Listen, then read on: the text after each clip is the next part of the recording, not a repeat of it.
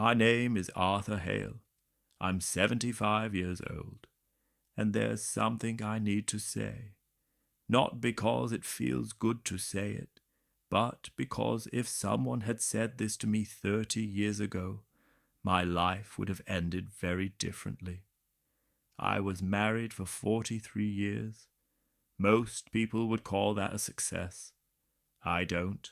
My wife's name was Margaret. She died 5 years ago. Not suddenly. Not peacefully. Cancer doesn't care how long you've loved someone. And in the last few weeks of her life, she said something to me that I still hear every single morning when I wake up. She said, "We didn't run out of time. We stopped using it." At the moment, I nodded. I thought I understood. I didn't. You see, from the outside, our marriage looked fine. No affairs, no screaming matches, no dramatic betrayals. We paid the bills. We showed up to family dinners. We shared a bed. But what nobody tells you is this. You can live with someone for decades and still slowly disappear from each other's lives. Margaret used to try. She'd say things like, "Let's go for evening walks again. Let's plan a trip somewhere new. Can we talk tonight? Really talk?" And I always had a reason. I was tired. Work was stressful. Tomorrow would be better. Tomorrow became a habit. I told myself I was being responsible, providing, being dependable. What I was actually doing was choosing comfort over connection. And comfort is quiet. It doesn't fight back.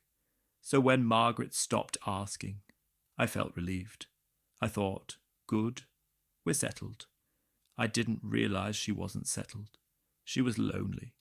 We became polite strangers who shared memories but stopped making new ones. When she got sick, the illusion shattered. Suddenly, there was a clock on everything. In those final months, we talked more honestly than we had in 20 years. She told me about dreams she quietly buried. Trips she stopped mentioning because my answers never changed. Moments she cried alone so she wouldn't bother me. One night she told me she'd always wanted to visit the coast of Ireland. Her mother was born there. She told me before, many times.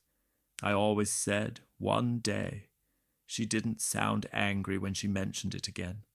She sounded tired. I asked her why she never pushed harder.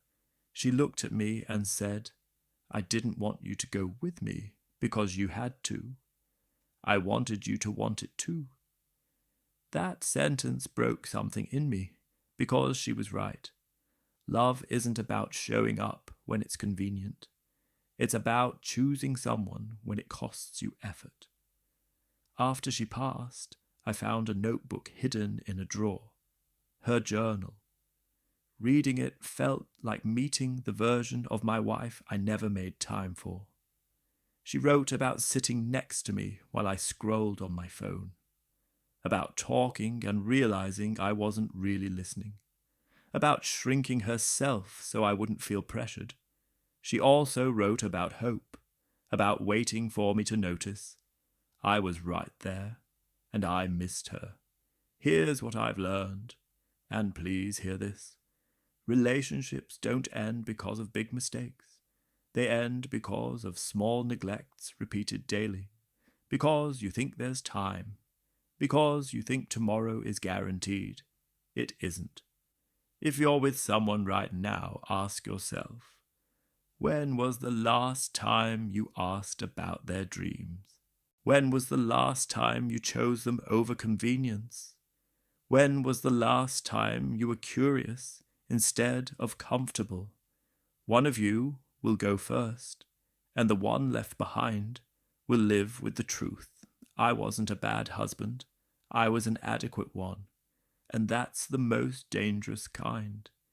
If you love someone, don't wait. Say yes more often. Listen longer. Care deeper.